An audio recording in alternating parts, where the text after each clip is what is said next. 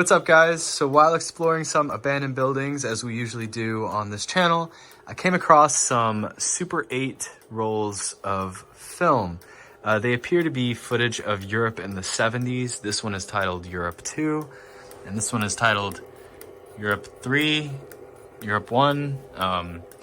I thought to myself, why not restore this lost media? It was essentially trash. Be a media preservationist.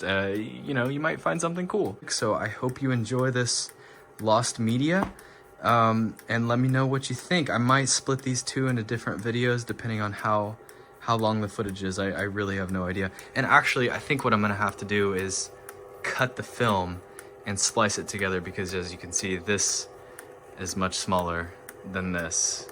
Unless I can build some sort of... Anyways, enjoy the footage.